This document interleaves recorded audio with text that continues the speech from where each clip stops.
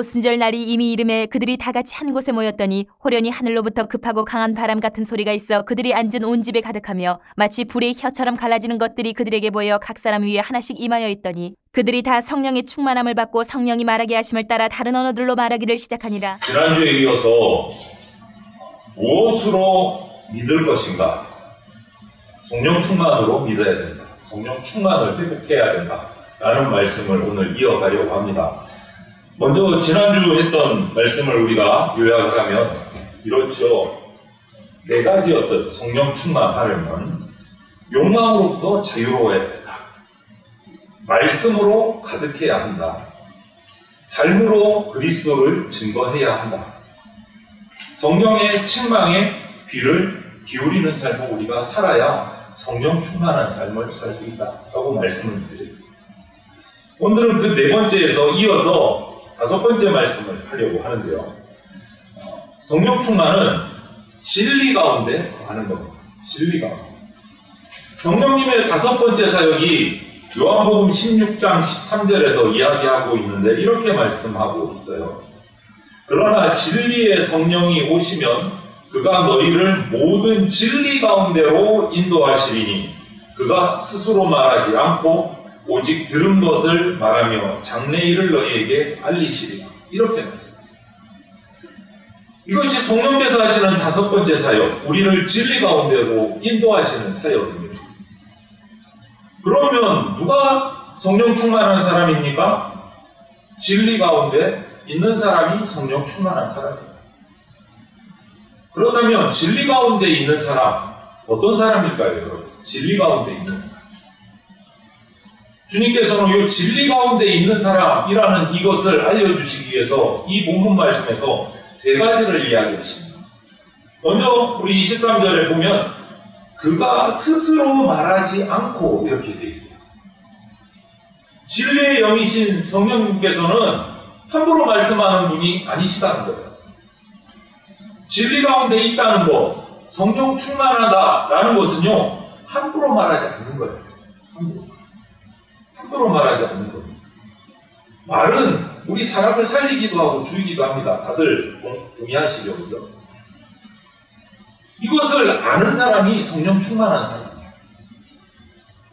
그래서 성령 충만한 사람은요, 성령과 닮아가요. 말을 함부로 하지 않습니다.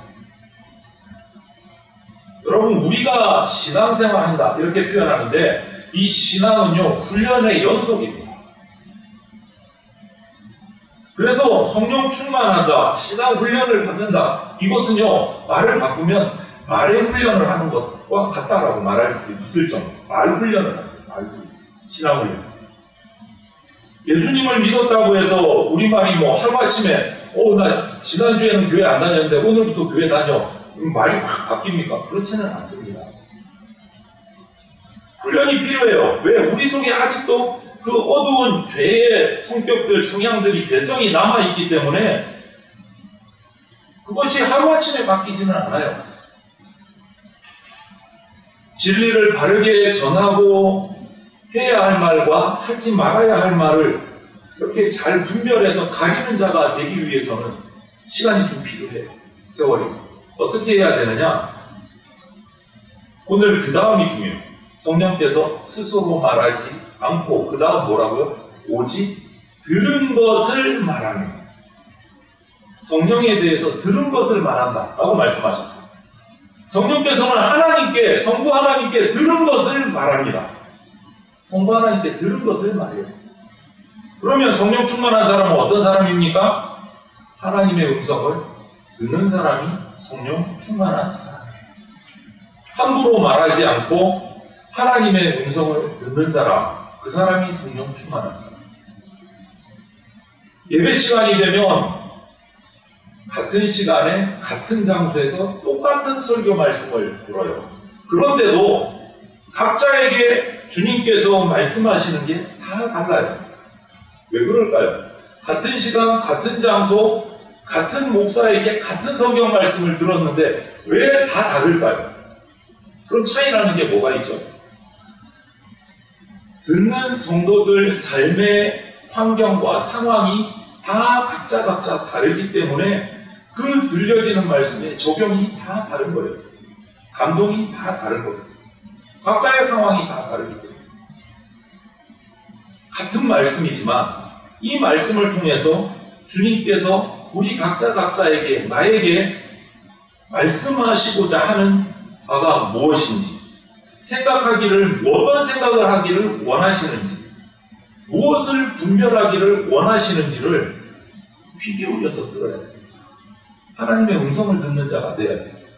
그래야 성령 충만할 수 있어요. 그래서 우리는 말의 훈련 중에 첫 번째가 함부로 말하지 않고 듣는 법을 훈련해야 돼요. 듣는 법. 말하는 법을 훈련하는 게 아니고 말의 훈련 중에 첫 번째가 듣는 법이에요. 물론 소리내서 하나님께 기도하는 거 정말 중요하고 반드시 필요합니다. 하나님 도와주십시오. 부르짖어 기도할 수 있어야 됩니다. 그러나 그렇게 부르짖어 통곡하면서 울 수밖에 없는 그 상황을 하나님이 왜 주셨을까? 내게 왜 이런 상황을 주셔서 무엇을 나에게 깨닫게 하시는가? 그것을 듣는 훈련이 필요합니다. 그냥 내 상황 한탄하고 통곡하고 기도하는 게 중요한 게 아니고 왜 이런 상황을 주셨을까? 하나님이 내가 무슨 생각하라고 이런 상황을 주셨을까? 하나님 앞에 무릎 꿇고 지난주에 했죠. 잠잠히 듣는 훈련이 필요합니다. 듣는 훈련. 왜 이런 상황을 주셨을까? 왜 잘되게 하실까? 왜 힘들게 하실까? 듣는 훈련을 듣는 훈련. 엘리야 선지자가 호렙산에 올라갔습니다. 그런데 열왕기상 19장에 보면 하나님께서 그에게 불러서 이렇게 말씀하세요. 내가 지금 너한테 뭔가 얘기할 게 있는데 잘 들어라. 엘리야가 귀를 좀 더 세웁니다. 그리고 폭풍이 확 지나가요. 아무리 귀 기울여도 폭풍 속에서 하나님 음성이 안 들려요. 이번에는 땅이 흔들리고 막 지진이 일어납니다. 그 속에서 음성이 들릴까? 아무 소리가 안 들려요. 불이 붙어서 불 속에서 엄청 불 속에서 하나님이 말씀하시려나? 아무 소리가 안 들려요. 폭풍도 지나가고 지진도 지나가고 불도 지나갔어요. 아무 소리도 안 들려요. 그런데 갑자기 그 조용한 적막한 속에서 세미한 하나님의 음성이 들려요. 여러분, 진리는요 세상의 요란함 속에서 들리지 않습니다. 하나님의 음성은요, 진리는요 고요함 속에서 우리에게 들려옵니다. 그래서 침묵의 깊이만큼 우리의 영성이 깊어져 가요. 오늘 말씀 세 번째가 뭡니까? 처음에는 스스로 말하지 않고 오직 들은 것을 말하고, 그 다음은 장래의 일을 너희에게 알리시리라. 진리 안에 있는 사람, 성령 충만한 사람은요 함부로 말하지 않고 하나님의 음성을 듣고 그 다음 그 시선이 장래, 미래를 향하고 있는 사람이 성령 충만한 사람. 왜 그렇습니까? 성령님은요 진리의 영이세요. 진리의 영은 영원합니다. 뭐 과거에 잠시, 오늘 반짝 이게 아니에요. 영원하십니다.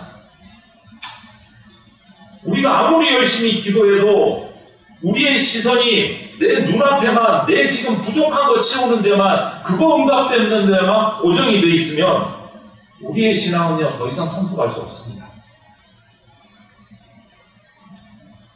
먼 미래를, 앞을 바라볼 때 오늘 나의 고난에 반드시 뜻이 있다라는 것을 깨닫게 돼요. 그래서 그렇게 미래를 바라보고 하나님의 음성을 듣기 위해서 잠잠히 묵상하고 깊이 내려가면 결국 이 고난과 이 상황의 끝에 하나님의 선하심이 있구나 하는 것을 깨닫게 돼요. 모든 것이 합력하여 어떻게 된다고요? 선을 이룬다고 말씀하셨어요. 내 눈앞만 바라보지 마십시오. 성령 충만한 자는 미래를 바랍니다. 내일의 목표를 바라보지 못하면 우리의 삶의 행보는요, 우리의 걸음걸이는요, 결코 바른 걸음걸이가 될 수가 없습니다. 옆으로 자꾸 빠져요. 앞을 바라보고 내일을 바라봐야 바른 목표를 향해서 바르게 갈 수가 있습니다. 여러분, 우리 인생은요, 비교하자면 아날로그 시계나 저런 디지털 시계가 아닌 것 같아요. 우리 인생은 이렇게 뒤집는 모래시계 아시죠? 모래시계. 이렇게 뒤집으면 모래가 시간에 맞춰서 흘러내려오고. 그런데 그 특징이 뭡니까? 모래시계를 딱 세우면 시간이 흐르는 만큼 흘러간 뒤에 무엇이 생겨요? 빈 공간이 생깁니다. 과거가 보여요. 당장의 시간만 보이는 게 아니고 내려가는 현재의 시간도 보이지만 비어가는 과거의 시간도 보여요. 모래시계. 그게 우리 인생인 것 같습니다. 모래시계 같은 인생.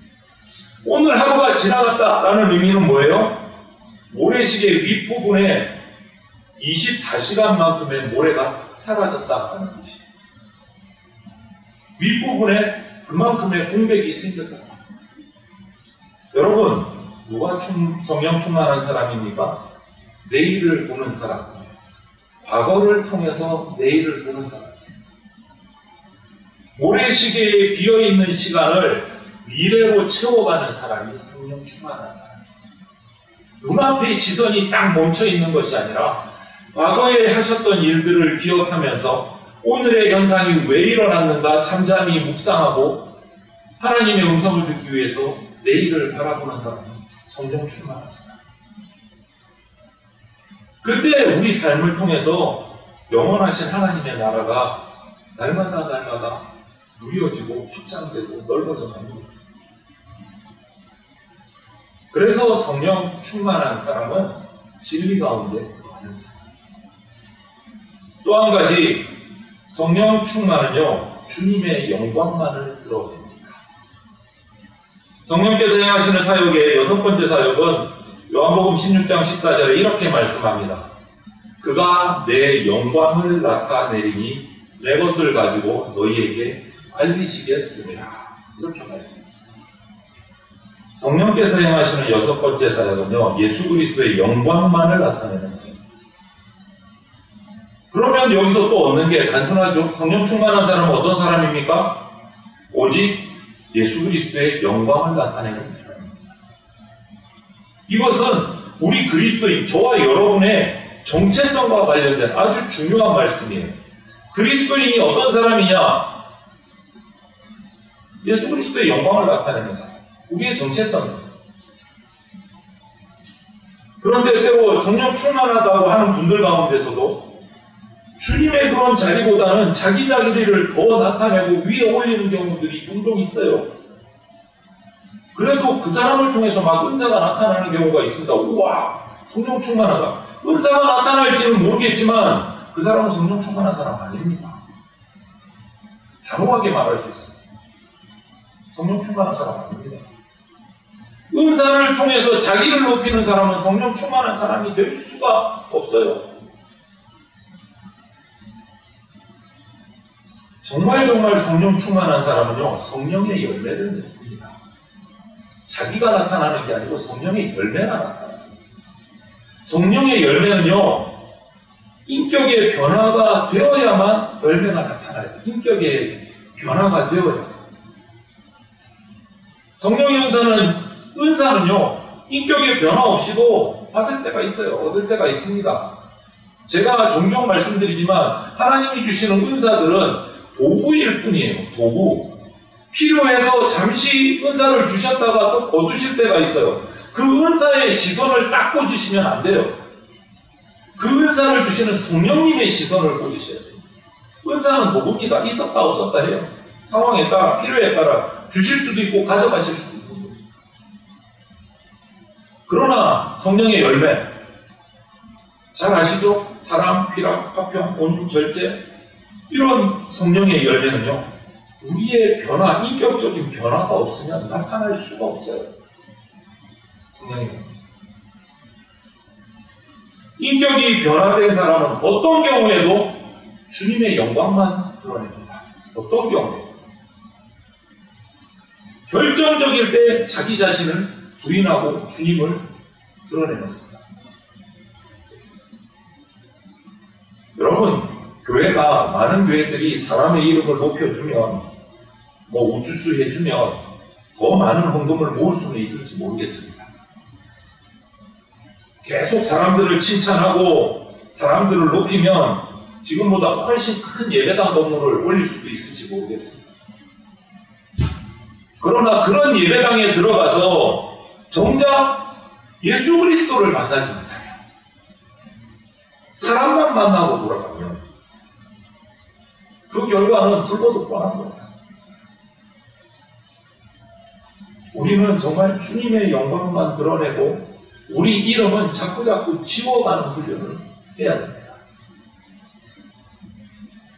우리가 존귀해지는 것은요, 내가 쓴다고 내가 높인다고 되는 게 아니에요. 우리가 존귀해지는 것은 내 인생이 끝난 다음에 우리 예수 그리스도께서 내 이름을 높여주시는 겁니다. 내가 높이는 게 아니에요. 나는 예수 그리스도의 이름을 높여서 영광 드러내고 그 주님께서 내 인생을 높여주시는 거예요. 내가 높이는 거 아니에요. 이것이 성령 충만한 사람의 모습이에요. 주님의 영광만 드러내요. 스위스 제네바에 가면 우리가 잘 아는 종교개혁자 장로교회를 창시한 칼빈의 묘가 공동묘지 가운데 한 구석에 있어요. 제가 왜 한 구석이라고 말하냐면 너무너무 유명한 종교개혁자이잖아요. 칼빈. 너무 잘 알잖아요. 그런데 이 칼빈의 묘소에는요, 책들을 찾아봐도 인터넷을 찾아봐도 나와요. 무덤이 없어요. 공분이 없어요. 기석도 없어요. 그냥 표시만 돼 있어요. 여기가 칼빈의 무덤입니다. 안내판 조그맣게 하나 붙어 있어요.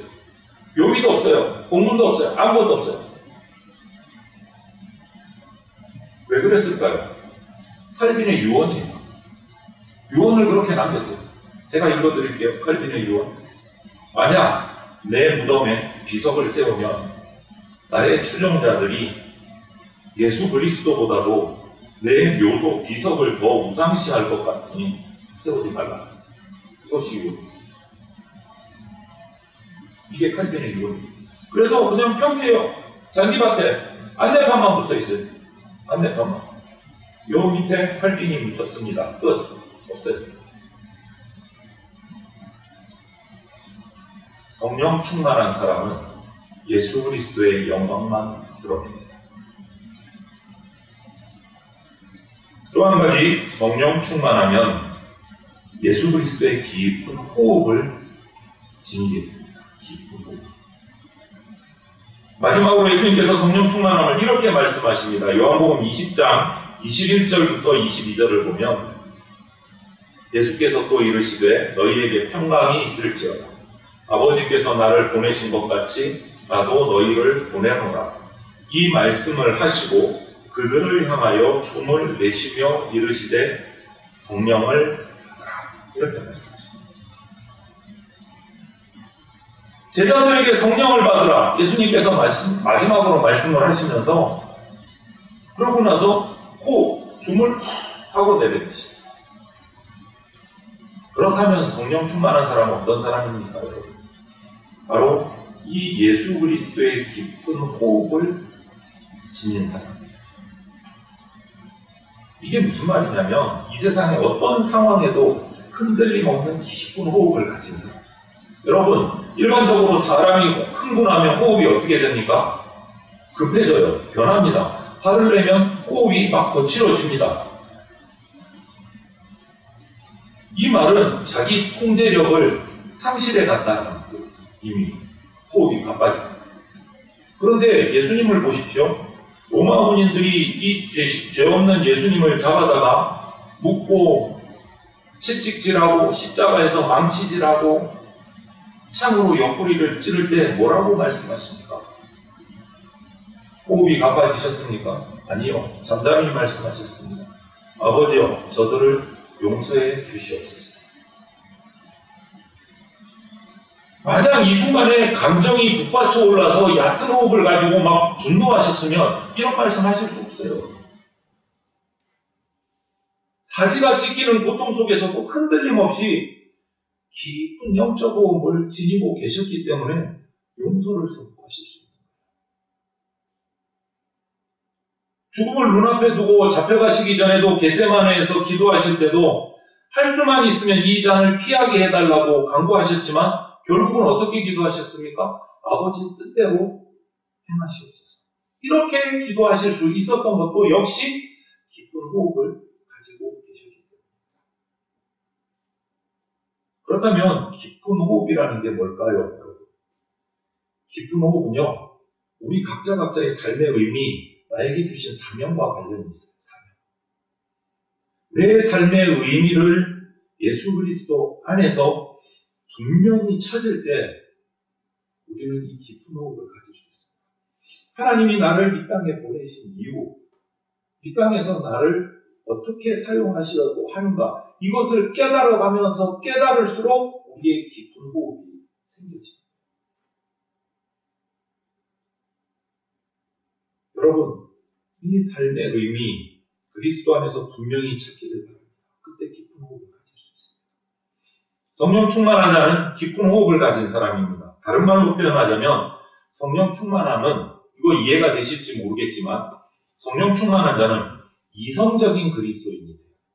갑자기 이상하죠? 로마서를 한번 볼게요. 로마서 12장 1절에 보면 이런 말씀이 있습니다. 너희 몸을 하나님이 기뻐하시는 거룩한 산 제물로 드리라. 이는 너희가 드리는 영적 예배니라. 이런 말씀. 자주 접하시는 말씀이죠. 여기서 영적이라는 말, 영적 예배니라, 영적이라는 말. 이 말의 원문 헬라어를 보면 로기코스라는 단어를 쓰는데 그것을 직역을 하면 이성적이라는 뜻이에요. 이성적인 예배. 영적인 예배가 이성적인 예배. 조금 이해가 안 되시죠? 하나님은 결탄코 우리 인간의 맹신을 원하지 않습니다. 맹신을 바라는 것은 이단이에요. 사이비 교주들이 맹신을 바래요. 앞뒤 따지지 말고 그냥 믿어. 내가 교주야. 내가 하나님이야. 다 갖다 바쳐. 맹신을 원하는 건 이단 교주들이 그렇게 해요. 하나님은 그렇지 않으십니다. 내 이성, 인간의 이성을 하나님 위에다가 두면 이거는 독이 돼요. 하나님 말씀 위에 내 이성을 두면 그거는 정말 독이 되고 어려운 문제가 크지만, 하지만 하나님께서 이성도 우리에게 주셨습니다. 하나님이 주신 이성을 다해서 하나님을 따라가고 하나님과 교제하려고 할 때 그 이성이 우리에게 깊은 영적 호흡을 가져가 줍니다. 여러분, 말씀을 무작정 믿지 마십시오. 제발 부탁드립니다. 말씀을 읽고 의심스러운 건 의심하고 배우셔야 됩니다. 목사에게 질문하십시오. 성경 공부하셔야 됩니다. 왜 성경 공부하라고 합니까? 나는 공부 못하는데요. 공부 싫어해요. 그게 문제가 아니에요. 여러분. 성경을 제대로 알아야 깊은 영적 호흡을 가질 수 있습니다. 맹신하지 마십시오.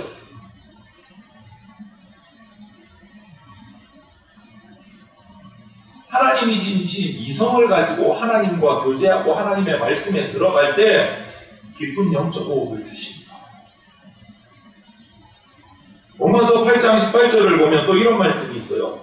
생각건대 현재의 고난은 장차 우리에게 나타날 영광과 좋게 비교할 수 없도다. 지금 내가 고난당하지만 이 고난 뒤에 올 영광을 생각할 때 이 고난 아무것도 아니다 라는 뜻이에요. 우리 성도들은 이거 너무너무 좋아합니다. 특별히 지금 어려움을 겪고 있는 성도들은 그래, 너무 행복한 거예요. 이 말씀 보면 막 힘이. 여러분, 이 구절 가운데 가장 중요한 단어가 있다면 뭐겠습니까? 이 구절 가운데 8장 18절 중에 제일 중요한 단어는 뭘 것 같습니까? 장차? 영광? 뭐 이런 거예요? 제일 중요한 것은 제일 앞에 나오는 생각건데. 생각건데. 여기도 로기코스, 이성적이라는 단어가 쓰입니다. 이 말은 뭐예요? 생각하는 그리스도인이 되라는 거예요. 생각하는 그리스도인. 맹신하지 말고 하나님을 생각하고 하나님의 말씀을 고민하고 공부하는, 말씀을 고민하는, 생각하는 그리스도인입니다. 내가 지금 고난당하니 괴로우냐? 하나님이 원망스러우냐? 그러면 한번 생각해봐. 천지를 지으신 하나님께서 너와 함께 하시지 않냐? 그럼에도 불구하고 지금 이처럼 고달픈 광야를 겪고 걷게 하신다면 이 광야 끝에 무엇이 있겠느냐? 하나님이 약속하신 적과 꿀이 흐르는 가나안 땅이 있지 않겠느냐? 그 얘기, 그 말씀이에요. 생각해보라는 거예요. 그 영광을 어떻게 지금 네가 배우는 이 고난하고 비교할 수 있겠느냐? 생각해봐라. 이 말씀. 여러분, 이렇게 생각하는 그리스도인이 되면 깊은 호흡을 지니게 됩니다. 깊은 호흡을 지닐 때 성령 충만한 성도가 됩니다. 여러분, 2주 동안 지난주 오늘 이렇게 무엇으로 믿을 것인가? 성령 충만함으로 믿어야 됩니다. 성령 충만을 회복을 해야 됩니다. 그것을 다시 한번 정리를 하자면 성령님께서 우리에게 임하시는 성령 세례는 사람마다 그 모양이 다 다를 수 있습니다. 어떤 사람에게는 지진이 흔들리는 것 같이 소용돌이 속에서 성령 세례가 임할 수도 있습니다. 어떤 사람에게는 정반대로 너무 고요하게 임하셔서 내게 성령이 오셨나 안 오셨나 깨닫지 못할 수도 있습니다. 그런데 중요한 것은 어떻게 오셨나가 중요한 게 아니잖아요. 그 형식은 다 제각각일 수 있지만 본질은 동일합니다. 본질이 뭡니까? 성령이 내게 오시면 인생의 획을 긋는 사건이 일어난다. 인생이 뒤집어진다. 그게 본질이에요. 어떻게 오셨나가 중요한 게 아니고 성령이 내게 오셨을 때 내가 인생이 바뀌는 게 중요한 본질. 성령 세례는 내가 지금까지 알던 사람 꼭끼리만 살던 이 좁은 세계에서 나하고 통하고 나하고 친하고 뭐 이런 사람들, 이것을 뛰어넘어서 주님이 창조하신 모든 사람에게로 지경이 확장되어가는 게 성령 세례 받은 사람의 변화된 모습이에요. 인생이 바뀌는 거예요. 시선이 바뀌는 거예요. 그래서 성령 세례 받은 사람은 더 많은 사람들, 더 많은 지경을 넓혀가기 위해서 뭐가 필요합니까? 성령 충만이 필요해요. 성령 충만이 필요해요. 예수님 보십시오. 이 땅에서 살아가실 때 예수님 주위에 어떤 사람이 있었습니까? 세리도 있었습니다. 창녀도 있었습니다.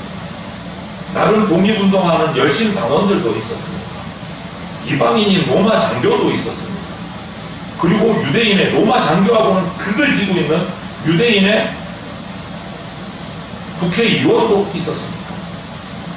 인간적인 관계에서 보면 이 사람들은요 각각이에요. 절대 한 자리에 어떻게 마음을 모아서 모일 수가 없는 사람들입니다. 백성의 피를 빨아먹는 그 불의한 세리하고 나라를 독립시키겠다는 열심당원하고 어떻게 한 자리에 만나요? 말이 안 되죠. 그런데 예수 그리스도 안에서, 주 안에서 그들은 모두 하나가 되어서 보편적인 교회 공동체를 세웠습니다. 여러분 각자에게 이 시간 가만히 한번 질문을 던져보십시오. 내가 예수 그리스도를 믿어오는 동안에, 신앙생활 지금까지 되는 동안에 내 인생에 분명한 획이 그어져서 변화됐던 일이 있었나? 예전에는 내 중심으로 내가 좋아하는 사람만, 내가 잘 맞는 사람만 선택해서 그들과 교제하며 살았는데 어느 순간 내가 이해할 수 없는 사람들을 이해하려고 노력하게 되고 그 입장에 서서 한번 역지사지로 생각도 한번 해보게 되고 그들과 더불어 살아가려고 내가 한번 애써본 적이 있는가? 만약에 그렇다면 성도 여러분들은 불같은 성령이 내게 떨어진 적이 없다고 해도, 급하고 바람같은 소리를 듣지 못했다고 해도 여러분은 성령 충만한 교회입니다. 그런데 반대로 열심히 기도하고 열심히 예배하고 있음에도 불구하고 10년 전이나 20년 전이나 지금이나 여전히 내하고 짝짝꿍 잘 맞는 사람하고만 좋아하고 싫어하는 사람은 계속 싫어하고, 성령께서 나를 사로잡아 주시고 지시가 그렇다고 생각했는데 여전히 변함이 없이 그렇게 짝짝꿍하고 살아간다면 여러분 이 시간 성령 세례 받기를 기도하셔야 돼요. 사도행전 9장 18절에서 앞을 못 보게 된 사울이 다메섹으로 그리스도인들을 잡으러 가다가 예수 그리스도의 환상을 보고 만나고 눈이 멀었어요. 그래서 손에 끌려서 들어왔습니다. 예수님이 보내십니다. 아나니아를 보내셨어요. 아나니아가 눈을 보지 못하는 사울에게 손을 얹고 안수해서 기도하고 성령 충만을 받을 때, 그때 뭐라고 기록했냐? 사도 그때 이름 바뀌기 전에 사울의 눈에서 비늘이 벗겨졌다. 이렇게 성경은 기록하고 있어요. 비늘이 벗겨졌다. 그런데 벗겨지고 나니까 어제까지만 해도 그들을 잡아서 죽이려고 핍박하려고 다메섹으로 그들 잡으러 가던 그 사람들이 비늘이 벗겨지고 나니까 형제로 보이기 시작해요. 자매로 보이기 시작해요. 여러분, 그래서 사도 바울이 그 이후로 이렇게 고백한 말씀이 있습니다. 헬라인이나 야만인이나 지식인이나 모두에게 내가 빚진 자다 라고 고백했습니다. 성령 충만하고 나니까 인생의 획이 확 그어지고 바뀐 거예요. 죽어야 될 사람, 돌 맞아야 될 사람이라고 했던 사람이 형제로 보이고 자매로 보이고 사랑스러워져요.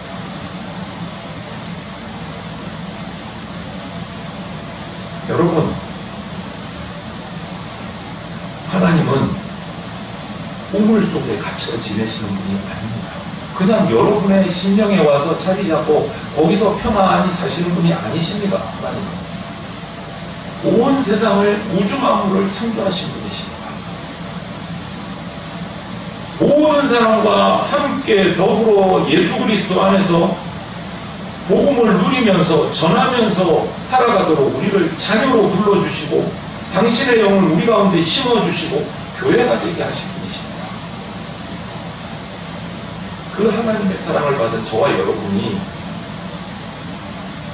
평생토록 내가 살길 수 있는 사람은 요 사람들이야 스스로 정해놓고 좁디 좁은 그 세상 속에서만 살아간다면 어떻게 이 세상에서 평화를, 사랑을 심는 주님의 사람, 성령 충만한 사람이 되겠습니까? 그거는 아니지 않습니까? 성령 세례를 받는다는 것, 성령 충만하게 살아간다는 것은요, 그 한계를, 칸막이를, 벽을 뛰어넘는 겁니다. 오늘 이 시간부터 저와 여러분들이 성령 충만을 회복해서 우리 각자의 인생이 정말 새로운 날로 바꾸어지고 성령 충만한 삶을 살아가는 주의 백성들이 주님의 이름으로 축원을 드립니다. 아멘. 함께 기도드리겠습니다. 사랑이 많으신 하나님 감사합니다. 우리에게 독생자 예수 그리스도를 보내주셔서 죄에 노예된 우리를 의인으로 변화시켜 주시고 하나님의 자녀 삼아 주셨습니다. 또 우리에게 보혜사 성령을 보내주셔서 성령의 세례를 받게 하시고 성령 충만함을 받아서 주님의 자녀로 교회로 살아가게 해 주셨습니다. 주님, 우리가 이 은혜를 어찌 갚을 수 있겠습니까? 성령 세례 받고 성령 충만한 삶을 바르게 살아가는 우리들이 되게 하여 주시옵소서. 오직 성령 충만한 자로 잠잠히 주의 음성을 듣고 예수 그리스도의 영광만을 돌려보내며 나의 모든 욕심과 이기적인 생각들 다 내려놓고 주만 바라며 주만 전하며 살아가는 성령 충만한 주의 백성 되게 하여 주시옵소서. 감사드리며 예수 그리스도의 이름으로 기도드립니다. 아멘. 주 예수 그리스도의 피 묻은 십자가 은혜와 독생자를 보내주신 하나님 아버지의 크신 사랑과 지금 이 순간에도 역사하고 계시는 성령님의 보호 인도하심이 성령 세례 받고 성령 충만을 회복해서 주님과 함께 새 인생 살기를 사모하며 강구하는 대전장로교회 성도들과 모든 주의 백성들 머리 위에 영원토록 함께 있을지어다. 아멘.